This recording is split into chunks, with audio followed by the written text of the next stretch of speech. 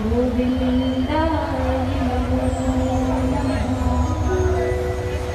बार दोनों हाथ ऊपर उठाइए, मुट्ठियां बांध लेंगे, साथ में जयघोष बोलना है। सभी लोग मिलकर जोर से जयघोष बोलेंगे। दोनों हाथ ऊपर उठाएंगे एकदम सीधे। पीछे वाले जो लोग खड़े हैं उनको ऐसा लगता है सिर्फ बैठे जो लोग हैं उन्हीं को जय बोलना पड़ता है, ऐसा कुछ नहीं है। जो लोग जहाँ जहाँ खड़े हैं और जहाँ तक मेरी आवाज जा रही है, दोनों हाथ ऊपर उठा के मुट्ठियों को बांध के अपने पौरुष को, अपने आत्मविश्वास को आज इस कार्यक्रम में दिखाना है। चंपारण की इस धरती की इतनी प्रशंसा मैंने इतने दिनों से सुनी थी और आज इस मंच पे भी सुनी है। उसी गौरव को आपको और आगे बढ़ाना है। दोनों हाथ उठाकर मुट्ठियां बांध के पूरे जोश के संग, पूरे उत्साह के संग आपको जय बोलना है। भारत माता की, माता की, राष्ट्र की, धर्म की, भगवान की, ऋषि की,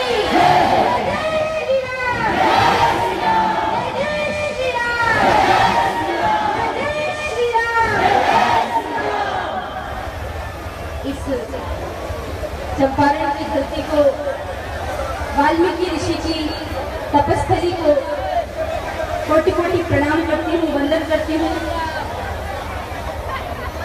भगवान श्री यज्ञ नारायण के चरणों में प्रणाम करती हूँ, वंदन करती हूँ,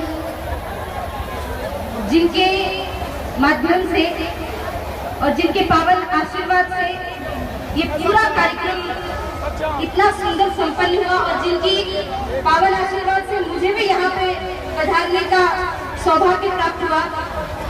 ऐसे परम पूजनीय अश्वमेघ पीठाधीश्वर जगत गुरु परम पूजनीय स्वामी श्री बहन पार्वती के चरणों में कोटि कोटि प्रणाम करती हूँ, वंदन करती हूँ। इस मंच पे बहुत से अतिथि विराजमान हैं। आपके इस क्षेत्र के माननीय सांसद सतीश चंद्र दुबे जी, माननीय मिथिलेश तिवारी जी विधायक गोपालगंज, और मंच पर विराजमान सभी सम्मानीय वरिष्ठगण, विराजमान सभी मेरी मातृशक्तियों और मेरे सभी भाइयों को, सभी लोगों को आपकी ये बहन, आपकी ये बेटी हाथ जोड़ करके प्रणाम करती है, नमन करती है, वंदन करती है।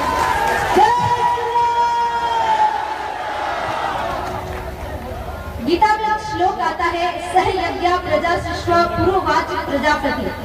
ब्रह्मा जी को भी जब सृष्टि की उत्पत्ति करनी थी, सृष्टि का विस्तार करना था, तो वो भी यज्ञ के माध्यम से ही उन्होंने किया था। यज्ञ एक ऐसा साधन है चारों तरफ के वातावरण को शुद्ध करने का, सभी देवी देवताओं को इस पावन पृथ्वी पे बुला करके उस धरती को देवभूमि बनाने का। और यहाँ पे यज्ञ भी हो रहा है, संत का वास भी है, सत्संग भी हो रहा है। आपका ये चंपारण, आज चंपारण भी है, अयोध्या भी है, वृंदावन भी है और काशी भी बन चुका है। सारे देवी देवता यहीं पे आके विराजमान हो गए हैं। मुझे पहले यज्ञ से जुड़ी हुई एक बात आपको बतानी है, बड़ा ही सुंदर पावन दृष्टांत याद आ रहा है, उसके बाद मैं अपनी बात को आगे बढ़ाऊंगी। और आप लोग थोड़ा सा शांति रखें, मुझे पता है लोगों को जगह कम पड़ रही है, लोग खड़े हैं, पीछे भी खड़े हैं। आप निश्चित से ये हर आदमी तक मेरी नजर जा रही है और शांति से आप जितनी देर बैठे रहेंगे, जितनी देर उत्साह आपका रहेगा, उतनी देर तक ये पावन कार्यक्रम चलता रहेगा।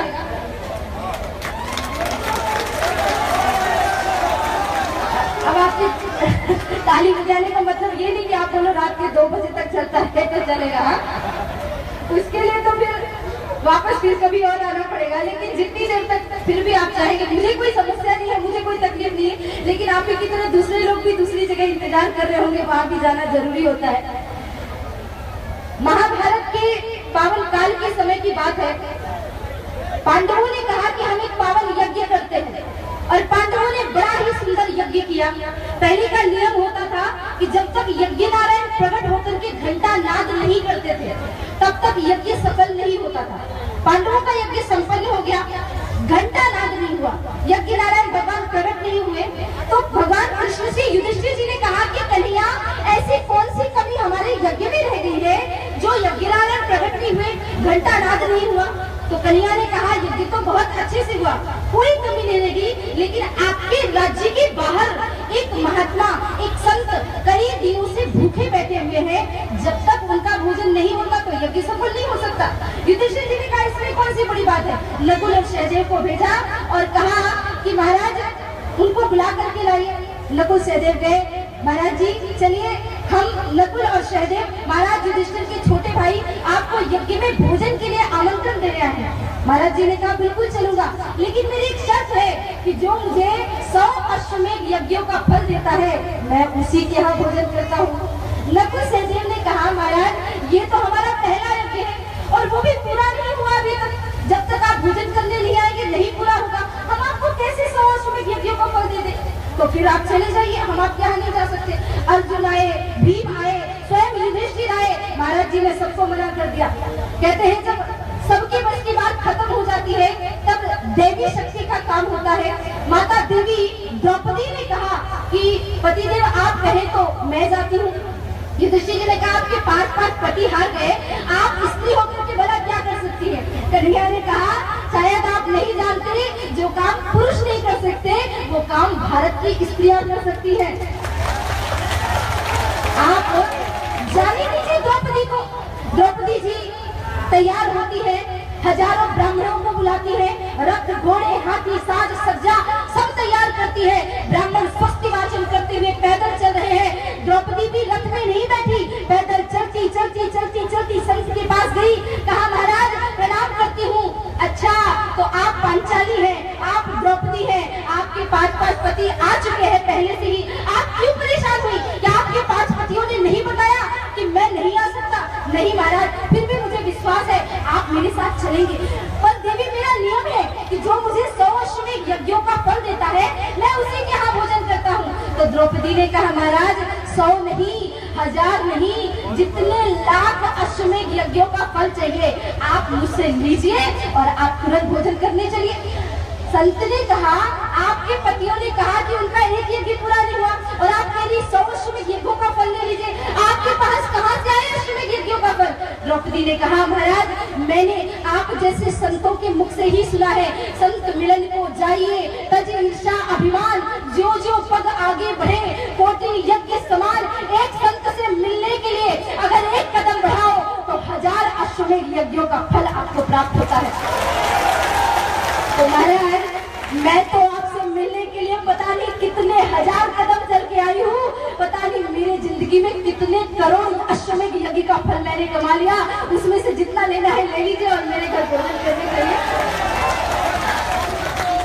आज पूज्य महाराज जी यहाँ पे आए हुए हैं, ये पावन यज्ञ चल रहा है सतचंडी यज्ञ, और इस पावन यज्ञ में सहस्त्र चंडी यज्ञ में महाराज जी है, संत है और यज्ञ भी चल रहा है। आप जितने लोग इस यज्ञ में प्रतिदिन चल चल के आए होंगे, इस यज्ञ की आहुति का जो फल है वो तो आपको मिलेगा ही, लेकिन इसके साथ साथ आपके जीवन में आपने करोड़ों लाखों अश्वमेध यज्ञों का पुण्य भी अपनी जिंदगी में कमा लिया है।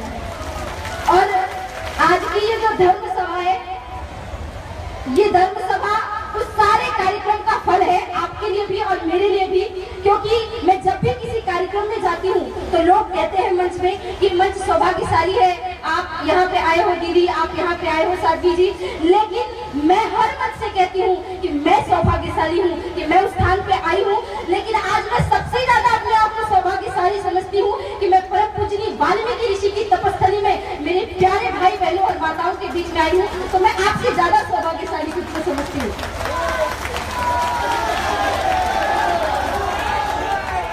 मैया आप लोग जरा मुस्कुराते रहो ना, ऐसा नहीं लगना चाहिए सासू से घर से झगड़ा करके आप यही क्या है, सारा गुस्सा मेरे ऊपर ही निकाल दो। थोड़ा हंसते मुस्कुराते बैठना चाहिए कार्यक्रम में। बंधुओं, मैं किसी भी कार्यक्रम में जाती हूँ या मेरी कथा भी चलती है तो मैं हर कथा के माध्यम से, सम्मेलनों के माध्यम से, धर्म सभाओं के माध्यम से एक ही संदेश होता है, राष्ट्रभक्ति। हमारे धर्म ग्रंथों के अनुसार 5 प्रकार की भक्तियां होती है, मातृभक्ति, पितृभक्ति, गुरु भक्ति, देव भक्ति और राष्ट्रभक्ति, जिसमें राष्ट्रभक्ति सर्वोपरि होती है। उस सर्वोपरि राष्ट्रभक्ति में आज भारत भूमि जो देव भूमि होती थी, जो विश्व गुरु होता था, जिस भारत की संस्कृति पूरी दुनिया में आज इस भारत देश में आतंकवाद पनप रहा है, आज इस भारत देश में गौ हत्या होती है, आज इस भारत देश में बूचड़ खाने खोले गए हैं, आज इस भारत देश में उस संस्कृति का ह्रास हो रहा है, आज इस भारत देश में भगवान श्री राम को मंदिर बनाने के लिए कोर्ट और अदालतों के चक्कर काटने पड़ रहे हैं। आज इस भारत भूमि में माताओं का सम्मान नहीं है। हम कृष्ण की कथा सुनते हैं, गोपाल को मानते हैं, पर गोपाल की धरती में जिनका नाम गौ माता के कारण ही गोपाल पड़ा, उस गोपाल की धरती में गौ माता का सम्मान नहीं है, उस गोपाल की धरती में गोपी का सम्मान नहीं है, स्त्री का सम्मान नहीं है। कहीं स्त्री 5 साल की बच्ची के संग दुराचार होता है, कहीं कोई कन्या लव जिहाद का शिकार हो जाती है। ये सारी चीजें, ये सारी बातों की समस्या लेकर के मैं आप लोगों के बीच में आई हूँ। आज ये भारत भूमि एक बहुत ही, हर क्षेत्र में चले जाइए, कोई ना कोई तपस्वी, कोई ना कोई वीरांगना, कोई ना कोई देशभक्त भारत के अनेक अनेक कोनों से आया है, लेकिन हमारी आत्मशक्ति, हमारी आत्म ऊर्जा कहाँ मरती चली जा रही है, कहाँ हम समाप्त होते चले जा रहे हैं, हमें पता ही नहीं चलता। हमारी स्त्रियां, हमारी भारत की नारियां, जो विदेश से एक महिला आई आपके बिहार के ही गांव में, और गांव में आके मजाक उड़ाने लगी एक माता जी का। माता जी चूल्हा जला रही थी, रोटी बना रही थी, तो माता जी का मजाक उड़ाते हुए कहती है वो स्त्री कि अरे भारत की औरतों को कुछ नहीं आता, हमारे यहाँ की औरतों को देखो, वो तो चांद पे पहुंच गई, यहाँ की स्त्रियां तो कुछ नहीं कर सकती। भारत की एक बुजुर्ग माँ जो रोटी बना रही थी वो खड़ी हो गई, क्या कहा तुमने? बोले हाँ ठीक कहा, हमारे यहाँ की स्त्रियां चांद पे पहुंच गई, तुमको तो चूल्हा जलाने के सिवा कुछ नहीं आता। उस भारत की बुजुर्ग माँ ने कहा अरे आपके यहाँ की स्त्रियां गई होंगी चांद पे, हमारे यहाँ की भारत की नारियां ऐसी है कि पति के प्राण संकट में आते हैं तो यमराज के पास भी जाके पतियों के प्राण खींचते हैं। और उस भारत देश की धरती पे एक लड़की इसके संग जब लड़की लव जिहाद का शिकार होती है, अरब देशों में ले जाके उसको बेचा जाता है, भारत की नारियां फिर शांत रहती है, कहती हमको क्या करना है, हमारी घर की बेटी सुरक्षित है, हमारी बहन सुरक्षित है, हमें फालतू की पंचायत से, हमें फालतू की बातों से लेना देना नहीं है। नहीं माँ, वो आपकी भी बेटी है, वो आपकी भी बहन है, आपका भी कर्तव्य बनता है हर नारी के प्रति। भारत देश वो धरती है जहाँ सूत्र दिया जाता है यत्र नारी पूजन्ति रमन की तंत्र देवता। किसी कवि ने बड़ी सुंदर पंक्ति कही है मेरी माताओं के लिए, नारियों के लिए, कि मेरा परिचय इतना है, मैं भारत की तस्वीर हूँ, मातृभूमि पर मर मिटने वाले मतवालों की पीर हूँ, मैं उन वीरों की दुहिता हूँ जो हंसा झूला झूल गए, मैं उन शेरों की माता हूँ जो रण प्रांगण में जूझ गए, मैं जिजा की अमर सहेली, पन्ना की प्रतिछाया हूँ, कृष्णा के कुल की मर्यादा, लक्ष्मी की शमशीर हूँ, मेरा परिचय इतना है, मैं भारत की तस्वीर हूँ। कालिदास का अमर काव्य, मैं तुलसी की हूँ रामायण, मैं अमर बोल हूँ श्री गीता के जो घर घर होता पारायण, मैं भूषण की शिवा बावली आला की हुंकार हूँ, सूरदास के मधुर गीत, मैं मीरा का एक तारा हूँ, मैं वरदाई की अमर कथा, मैं रणगर्जन गंभीर हूँ, मेरा परिचय इतना, मैं भारत की तस्वीर हूँ। हर नारी का परिचय है। भारत देश हमेशा माताओं के लिए सम्मानित देश रहा है, यहाँ देवियों की पूजा की गई है, यहाँ स्त्रियों की पूजा की गई है। हमारे भारत की नारियों ने इस भारत को विश्व गुरु के पद पे प्रतिष्ठित किया गया है। हमारे यहाँ नारियों के चरणों की पूजा की जाती है, उनकी आरती उतारी जाती है, काले लिबास में ऊपर से नीचे तक लपेट करके अरब देशों में बेचने की पद्धति हमारी संस्कृति में। स्त्रियों को मशीन बना करके रखना, स्त्रियों को बंद गोभी की तरह लपेट के रखना, पैरों की जूती समझना, ये हमारे संस्कार नहीं है। अगर स्त्री पर्दे के अंदर, हमारे यहाँ कभी स्त्री पर्दे के अंदर नहीं रखी कि काले लिबास में ऊपर से नीचे तक लपेट दो। हमारे यहाँ की संस्कृति सम्मान भरी होती है, हमारे यहाँ की संस्कृति, भारत संस्कृति की का गौरव गाथा इतनी विशाल है। आप माँ सीता को देख लीजिए, आप गार्गी को देख लीजिए, आप अनुसुईया को देख लीजिए। अगर स्त्री पर्दे के अंदर रहती तो कभी दशरथ जी कैकेयी जी को युद्ध मैदान में लेकर के नहीं जाते। अगर स्त्री पर्दे के अंदर रहती तो रण के मैदान में यज्ञवारक को ज्ञान के मैदान में ललकारती हुई गार्गी कभी दिखाई नहीं देती। और अगर स्त्री पर्दे के अंदर रहती तो रण के मैदान में रानी लक्ष्मीबाई शत्रुओं के छक्के छुड़ाते हुए कभी दिखाई नहीं देती। माता जीजाबाई जिसने वीर शिवाजी महाराज को जन्म दिया, जिन्होंने उनको प्रकट किया, एक रास्ते से जा रही थी तो कुछ लोग मिले, माँ इस रास्ते पे मत जा, इस रास्ते पे तो शेर है, तेरे शिवा को शेर खा जाएगा, तेरे शिवा को शेर काट जाएगा। जीजाबाई ने सोचा मेरे शिवा को कुछ हो गया तो, और लेकिन अगले ही क्षण याद आया ये बात तो मेरे बेटे ने सुन ली है, मेरा बेटा बड़ा होगा, कायर बन जाएगा, सोचेगा शेर कोई डरने वाली चीज होती है, अब तो मैं इसी रास्ते से जाऊंगी। जीजाबाई शिवाजी को लेके उसी रास्ते से गई और सचमुच में शेर आ गया। शेर दहाड़ा, शिवाजी की ओर भागा। शिवाजी थोड़े डर गए क्योंकि 5 साल के थे। छोटे से शिवाजी महाराज डरने लगे तो जीजाबाई कहती, बेटा डर मत, ये तो बिल्ली का बच्चा है, जरा मार के तो आ। और 5 साल के शिवाजी शेर के पीछे गए तो शेर भी धूम दबा करके पीछे भाग करके खड़ा। यहाँ तो शकुंतला नंदन भरत खेले हैं जो शेरों के संग खेला करते थे। कहाँ गई वो शक्ति, कहाँ गई वो वीरता? माताओं, हमारा कार्य क्या है? हमारा कार्य है अपने घर को, आंगन को सजा के रखना, ममता के संग सबके साथ बात करना। लेकिन जब समय चुनौती का है तो ममता को छाती में नहीं रखना, पीठ में बांधना है। अपने बच्चों को देश के, धर्म के, समाज के युद्ध के लिए तैयार करना होगा। और मेरे भाइयों से भी निवेदन करूंगी कि जो आप लोग अपनी बहनों की पहरेदारी करते हुए घूमते ना कि नहीं नहीं मैं कुछ नहीं होने दूंगा मेरी बहन को, तो आप अपनी बहनों को इतना सक्षम बनाओ आपकी बहनें खुद डट करके लड़ सके। आने वाले समय में रक्षाबंधन आता है, हर भाई अपनी अपनी बहन को कुछ न कुछ उपहार देता है, कोई चॉकलेट, मिठाइयाँ, कपड़े, गहने, बहुत से गिफ्ट उपहार आप देते हो।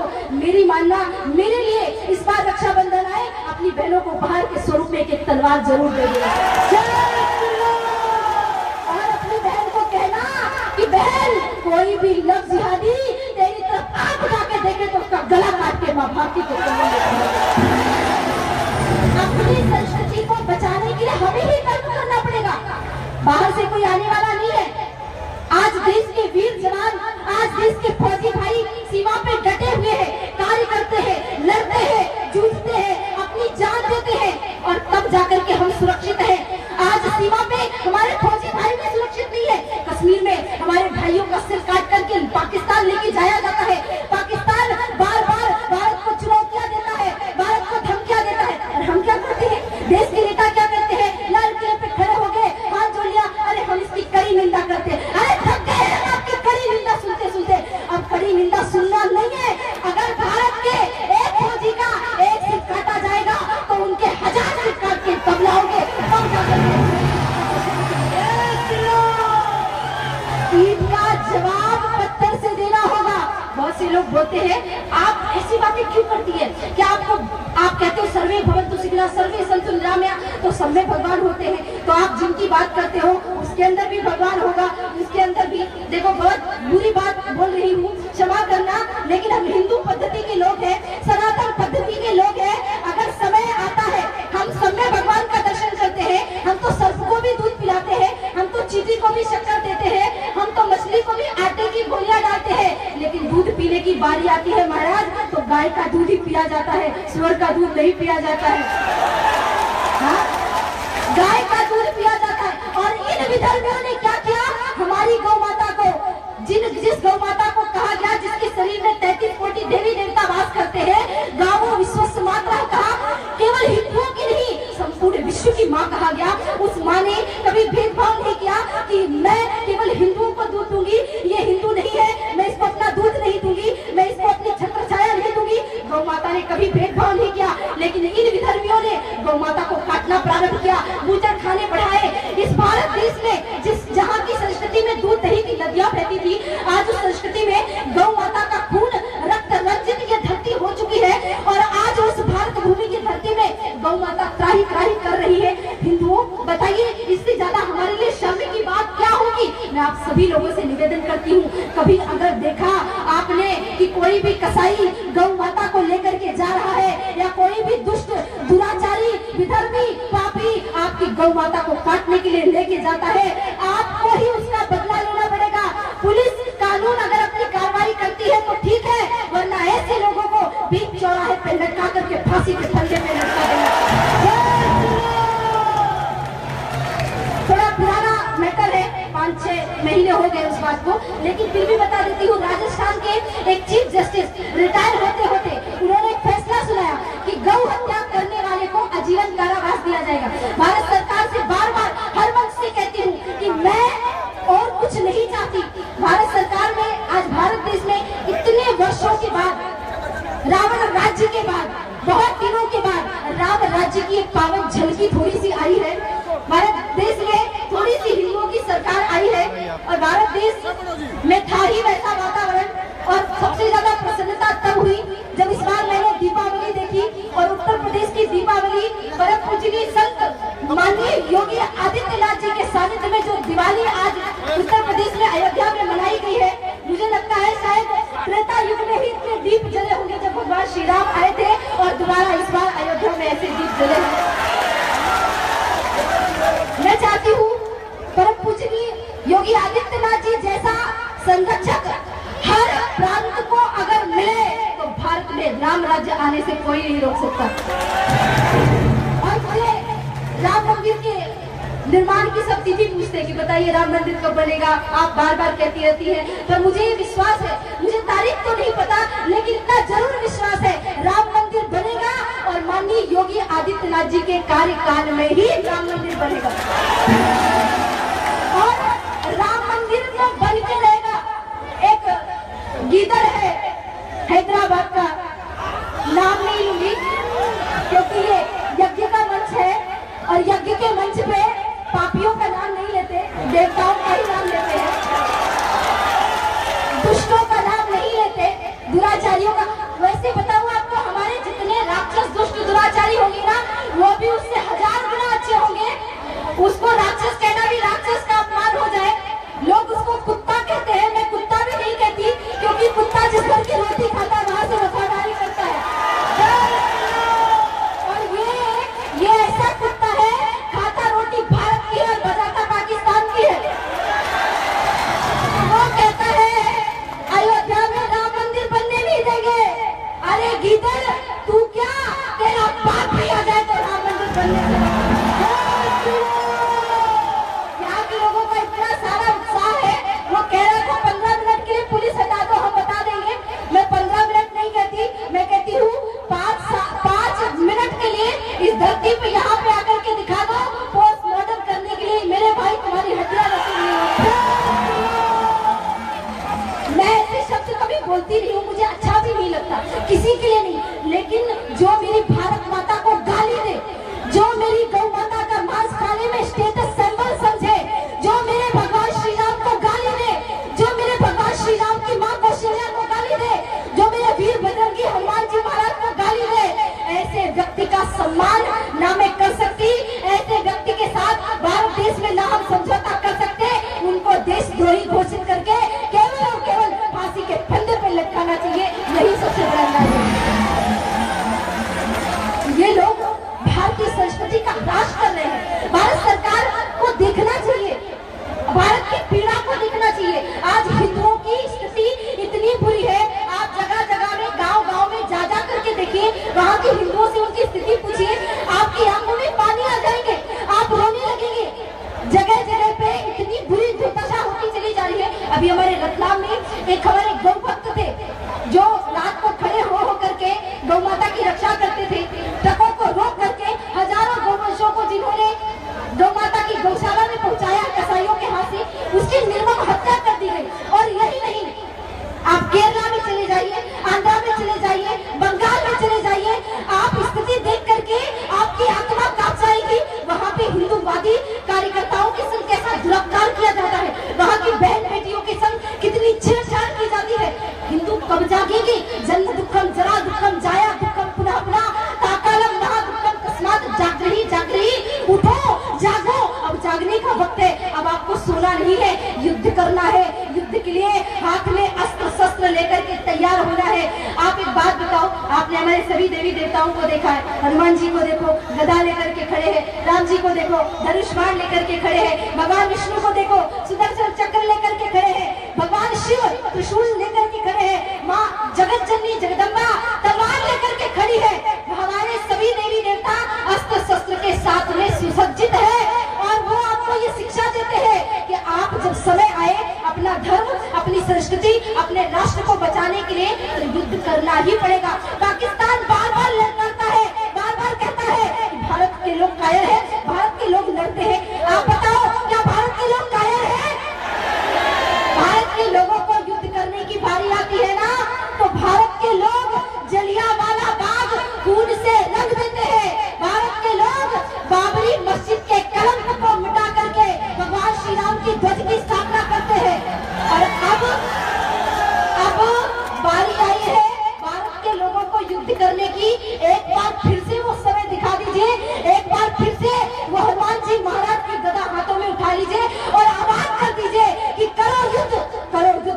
अपना सपना सच कर लेंगे, सिंधु नदी के पावन जल से श्रद्धा की अंजलि भर लेंगे। करो युद्ध, हम तुमको तुम्हारे खून से नहलाएंगे और देखे जितने स्वप्न उसे मिट्टी में मिलाएंगे और कुत्ते तक भी ना जाएंगे जिन्ना की पहचान पे और अपनी भगवा लहरा देंगे पूरे पाकिस्तान। हमसे कहा, अरे इतनी कटुता भरी बाणी मत बोलिए, ऐसा मत बोलिए, इतना आक्रोश मत लाइए, शांति रखिए, शांति रखिए। अरे क्या हुआ है शांति से? शांति का ज्ञान देने से कुछ होने वाला नहीं है, क्रांति लानी पड़ेगी, क्योंकि सदियों से हम विश्व शांति का अनुष्ठान करते आए, मानवता के हित चिंतन का वृंदगान करते आए, किंतु समय की बेला में हम महाकाल बन जाते हैं, मोक्ष फाड़ के दुश्मन का लहू तक पी जाते हैं। 17 बार क्षमा करने की परंपरा हम छोड़ चुके, अब ना रहम की आस लगाना सत्यवेदी चौहान पे, क्योंकि अब की भगवा लहरा देंगे पूरे पाकिस्तान के। पता नहीं मैं क्यों बार बार इतने नीच देश का नाम लेती हूँ, इतना छोटा सा देश है। भारत की माताएं रोज खाना बनाती है ना, आप लोग खाना बनाते हो और खाना बनाते समय जो चावल धोते हो, चावल को धोने का जो पानी है, अगर भारत की माताएं वो पानी भी पाकिस्तान में बहा दे तो बाढ़ आ जाएगी। इतना सा देश इतनी बड़ी बड़ी बातें करता है।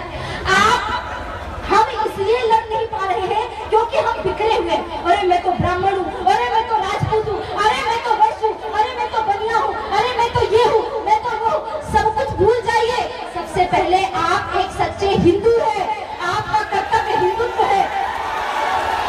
भारत की हर माँ को अपने पुत्र को समर्पित करना होगा। मैया हाथ जोड़ के निवेदन करती हूँ, हम कहीं पर भी जाते हैं, कोई भी संत महात्मा या कोई भी कथाकार, देखो मैं तो कोई संत भी नहीं हूँ, मैं कोई बहुत श्रेष्ठ नहीं हूँ, मैं तो आपकी बेटी हूँ। लोग मुझे पूछते हैं, आप साथी जी इतने दिन घर से बाहर रहते हो, आपको घर की याद नहीं आती? तो मैं कहती हूँ, मैं जहाँ जाती हूँ मुझे इतनी सारी माताएं मिलती है, इतने सारे भाई मिलते हैं, मुझे कभी एहसास ही नहीं होता कि मैं घर से दूर हूँ। हर स्थान मेरा घर बन जाता है। तो आज से आपका ये गाँव भी मेरा ही घर है, मेरा ही स्थान है।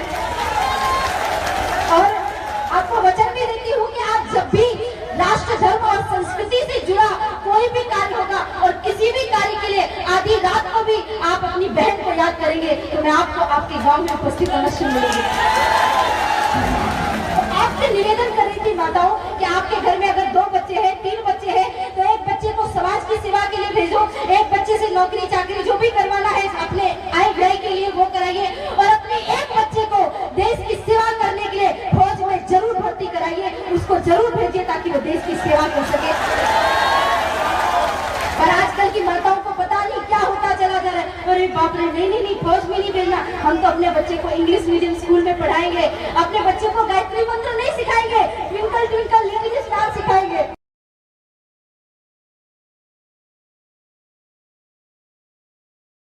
और बोतल वोट का, मैंने कहा सत्यानाश हो तुम्हारा। जहाँ भारतीय संस्कृति में गंगा जल की सभ्यता थी, वहाँ तुम वोटका वाली बातें करते हो। एक माता जी मुझे अपने बच्चे के कमरे में लेके गई, साथी जी आपको पता है मैंने मेरे बच्चे के कमरे में पूरे 50 से 60 लाख रुपए खर्चा किया। मैंने कहा बाप रे माता जी, आपने ऐसा क्या कर दिया कमरे में? बोले मैंने एकदम ओरिजिनल सुपरमैन के सारे स्टिकर लगाए, मेरा बेटा सुपरमैन का बहुत बड़ा फैन है। मैंने देखा कोई ऐसे लटक रहा है, कोई ऐसा लटक रहा है, मैंने बच्चे को पास में बुलाया, मैंने कहा बेटा तेरी मम्मी ने तुझसे झूठ बोला। तो मैंने, वो बच्चा बोलता कैसे? मैंने कहा ये सुपरमैन थोड़ी है, ये तो नकली सुपरमैन है। अच्छा साथी जी आप असली सुपरमैन को जानती हो? मैंने कहा हाँ बिल्कुल जानती हूँ, ये जो तूने सुपरमैन के फोटो लगा रखे ना, ये तो कंप्यूटर से उड़ने वाला सुपरमैन है। भारत के असली सुपरमैन हनुमान जी महाराज है, जो जय श्री राम कहकर के आपके बच्चे का आदर्श हनी सिंह नहीं बल्कि भगत सिंह होना चाहिए, तभी भारत की संस्कृति आगे बढ़ेगी। भगत सिंह का आदर्श बनाइए, विवेकानंद के आदर्श बनाइए, महाराणा प्रताप के आदर्श बनाइए, तब जाकर के हमारी संस्कृति आगे बढ़ पाएगी। आप तो वैसे ही बहुत संस्कारवान है, यज्ञ में इतने सारे लोग उपस्थित हो रहे थे, आप लोगों ने कुछ ना कुछ जरूर सीखा होगा। एक बात और याद रखिए, मैं यहाँ कोई भाषण या प्रवचन देने नहीं आई हूँ, मैं आप लोगों से सहज बात करने आई हूँ, और मेरी मातृशक्तियों से भी यही कहूंगी कि आप लोग भी बढ़ चढ़ के देश, धर्म, संस्कृति और राष्ट्र की रक्षा के लिए याद करो विद्यावती माता को।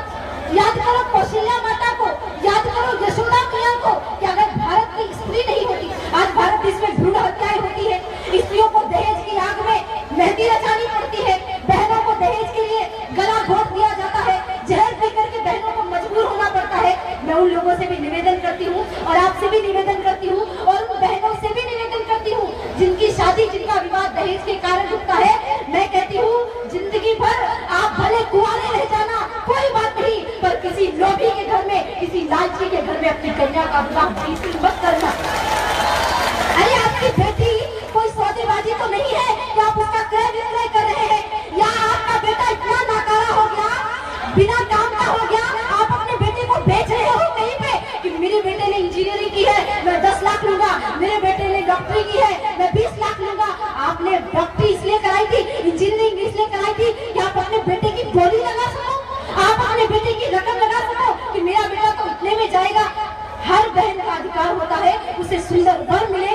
आप अपनी संस्कृति को बचाइए, बहनों का सम्मान बचाइए। और अगर कोई कहता है कि दहेज के कारण हम आपकी बेटी से विवाह नहीं करेंगे, तो आप मेरे पास लेके आना। भारत के सबसे अच्छे घनिष्ठ परिवार में बिना दहेज के संग आपकी बेटियों का विवाह होगा, लेकिन किसी लालची के घर में विवाह नहीं होगा। हमारी संस्था के माध्यम से बहुत सारी कन्याओं का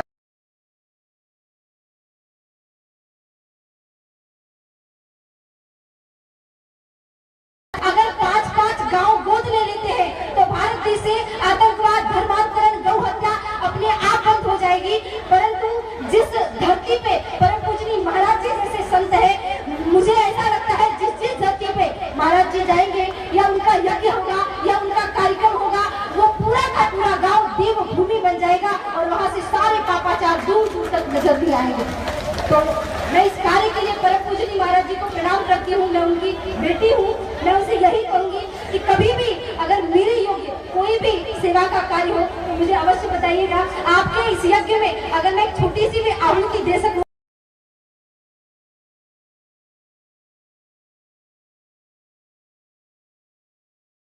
अपने राष्ट्र की रक्षा करनी है, अपने धर्म की रक्षा करनी है, गौ माता की रक्षा करनी है। आप लोग चाहते हो मैं आपकी धरती में दोबारा फिर से आऊं इस गांव में? कौन कौन चाहता है? हाथ उठाइए।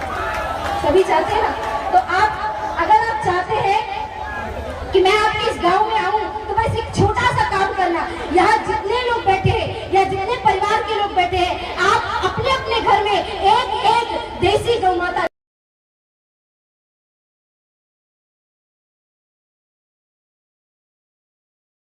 मतलब नहीं है, लेकिन वो चीज बार बार वो चीज करने का समय है। हाँ?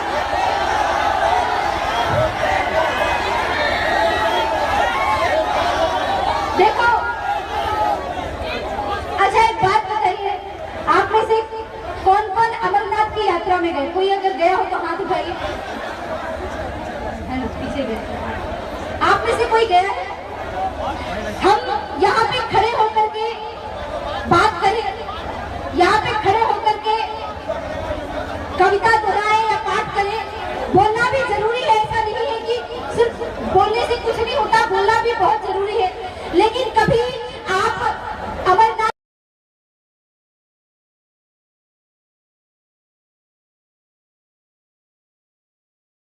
के लिए जाए, कश्यप ऋषि की तपस्थली पे जाए, आप जम्मू में जाए, नॉन हिंदू जो हिंदू नहीं हो उसके दुकान से, उसके जगह से कोई भी 1 रुपए की चीज नहीं खरीदनी है।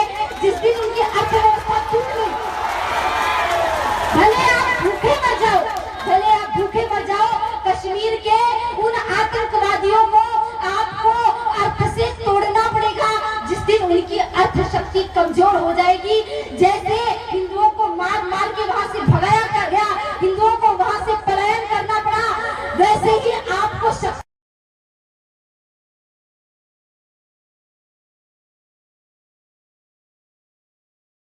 अब्दुल हमीद ने पैटर्न टैंक जला डाला, हिंदुस्तानी नेटों ने अमेरिकी जेट जला डाला। तुम याद करो, गाजी का बेड़ा झटके में ही डुबा दिया, ढाका के जनरल नियाजी को दूध चटी का पिला दिया। और अब की जंग छिड़ी तो सुन ले, नाम निशान नहीं होगा, कश्मीर तो होगा, लेकिन कश्मीर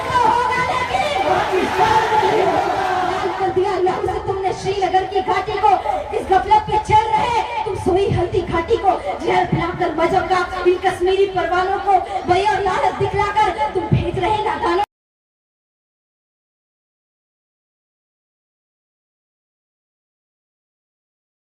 लंका का डंका बजाकर के आए थे हनुमान जी महाराज।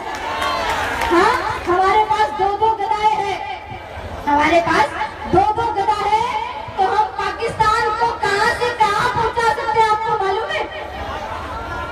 तो आप सभी चाहते हैं कि पाकिस्तान का नामो निशान खत्म हो जाए? आप लोग चाहते हैं भारत हिंदू राष्ट्र बन जाए? आप लोग चाहते हैं भगवान श्री राम का भव्यतम मंदिर बने? यहाँ पे बहुत सारे सुंदर म्यूजिशियन हैं और मुझे एक बहुत अच्छी लाइन याद आ रही है, आप अगर मेरे साथ गाएंगे तो मैं जरूर गाऊंगा, है ना? उठाइए दोनों हाथ एकदम सीधे और आपको तालियां बजाते हुए बोलना है। और क्या बोलना है? राम जी का मंदिर बनाना है ना आप लोगों को? उठाएंगे दोनों हाथ और क्या कहेंगे? उठी बजरंगी की गदा, उठी बजरंगी की गदा, तो ये अंजाम बोलेगा। क्या बोलेगा? दोनों हाथ उठाइए। टोपी वाला भी सिर झुका के जय श्री राम बोलेगा, टोपी वाला भी सिर झुका के जय श्री राम बोलेगा, उठी बजरंगी की गदा, तो ये अंजाम बोलेगा, उठी बजरंगी की गदा, तो ये अंजाम बोलेगा, वाला भी सिर झुका। क्या बोलेगा? उठाइए दोनों हाथ। टोपी वाला भी सिर झुका के, टोपी वाला भी सिर झुका के जय श्री राम। बनाएंगे मंदिर, बनाएंगे मंदिर, कसम तुम्हारी राम, जान से प्यारा है, जान से प्यारा है, अवधपुरी का धाम। बनाएंगे मंदिर, बनाएंगे मंदिर। जय जय श्री राम।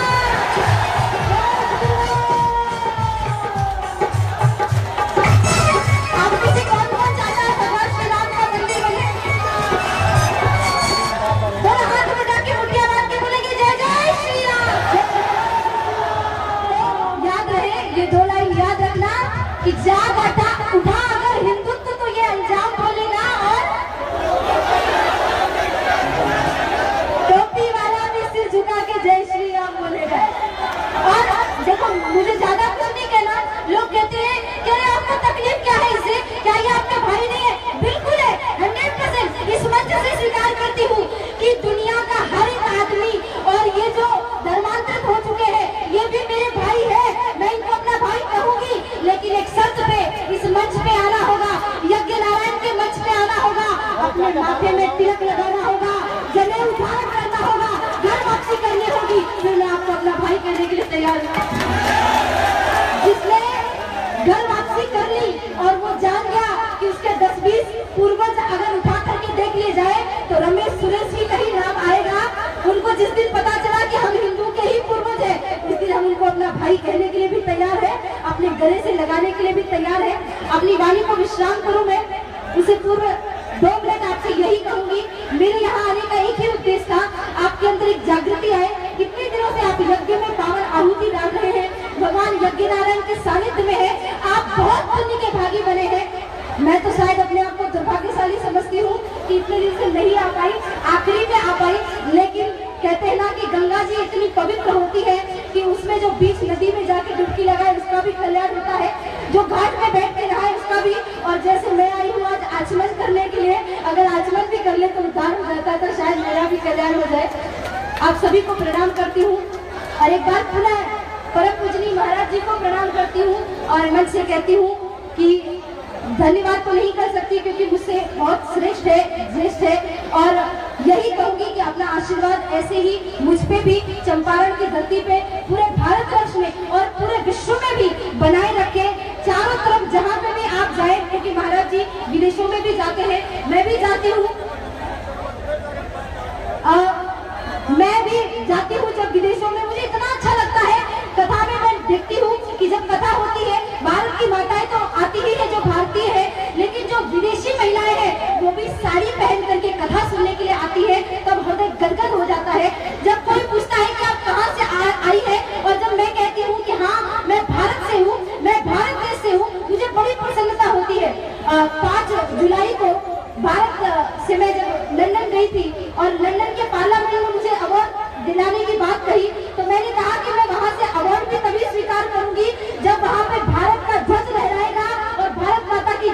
जाएगी। मेरा ये स्वप्न है कि दुनिया के हर देश में मैं जाके भारत का तिरंगा लहराऊं और वहां के संसद में जाके भारत माता की जय बोल करके एक बार अवश्य आऊं। और आप लोगों का प्रेम और आशीर्वाद रहा तो ऐसे ही फिर से आपके बीच में अवश्य आऊंगी। पूज्य महाराज जी का आशीर्वाद रहा तो ऐसे ही आप लोगों के साथ मिलकर के कार्य करेंगे।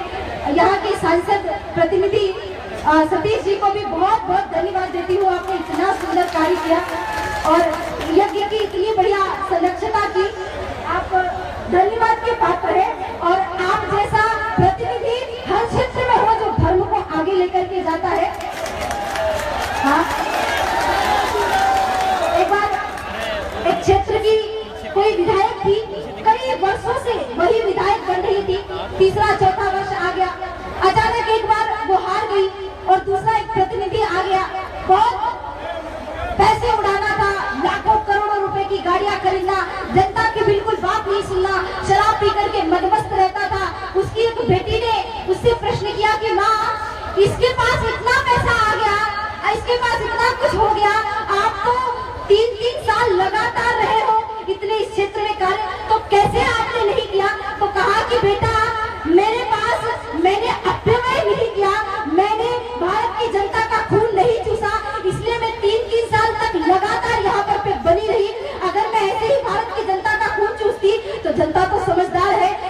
जरूर सतीश जी के अंदर ऐसे पावन गुण है जो लगातार इसी क्षेत्र से कितनी बार इस क्षेत्र में रहे हैं और आगे भी भगवान की कृपा से रहेंगे। मेरा आशीर्वाद और मेरी शुभकामनाएं आपके साथ में है। इस व्यासपीठ को फिर से प्रणाम करूंगी। एक बार दोनों हाथ उठा के जयघोष करें। बिल्कुल मन नहीं है कि आप लोगों के बीच से जाऊं, लेकिन मुझे भी बहुत दूर का सफर तय करना है और यहाँ से जाना है अभी पटना की ओर। तो मैं आप सभी से निवेदन करूंगी, दोनों हाथ उठाएं। खाना वाना खा के आए हो कि नहीं? वैसे भी जरूरत नहीं होगी, इतना सारा जोश तो आ ही गया। मैं कितनी देर से बोल रही हूँ, मुझे कोई तकलीफ नहीं होती, मैं तो अभी 4 घंटे और बोल सकती हूँ, पर समय की कमी। उठाइए जरा हाथ, एकदम से ले मुठ्ठियां बांध के और जोर से बोलना है, भारत माता की। ये तो आपने जब पहली बार जय बुलाया था तभी बोल दिया था, इतना नहीं बोलना है, कम से कम इतनी जोर से जय बोलो कि जहाँ दिल्ली पे नारे लगाए जाते हैं, कितने अफजल मारोगे, घर घर से अफजल निकलेगा, तो इतनी जोर से जय घोष करो। आपके गांव में भी कोई अफजल अगर निकलने की तैयारी करे तो अपने घर के बिल में ही तुम दबा करके बैठ जाए, अफजल निकलने ना पाए।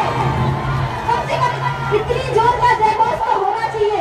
हो गई है पीर पर्वत से पिघलनी चाहिए, इस हिमालय से कोई गंगा निकलनी चाहिए। सिर्फ हंगामा खड़ा करना मेरा मकसद नहीं, मेरी कोशिश है ये सूरत बदलनी चाहिए। मेरे सीने में ना सही, तेरे सीने में सही, वो कहीं भी आग, लेकिन आग जलनी चाहिए। आपके अंदर भक्ति की ज्वाला को प्रकट करो। गीता का वो उपदेश फिर से लाना होगा, फिर से वो अर्जुन का गांडीव लाना होगा कि आंधियां चलने लगी, अब ज्वार को पैदा करो, कंठ में क्रुंदन नहीं, हुंकार को पैदा करो, फिर से सजने लगी कुरुक्षेत्र समय की भूमिका, पाठ तुम गांडीव में टंकार फिर पैदा करो। उड़ाइए और मुठिया बांध के जयघोष करिए, भारत माता की, भारत माता की, भारत माता की, राष्ट्र की, धर्म की, नारायण भूमि की, नारायण भगवान की, राम जन्मभूमि की, जन्मभूमि की, श्री विश्वनाथ की, श्री राम, श्री राम, सभी को प्रणाम। जय श्री राम, जय राम।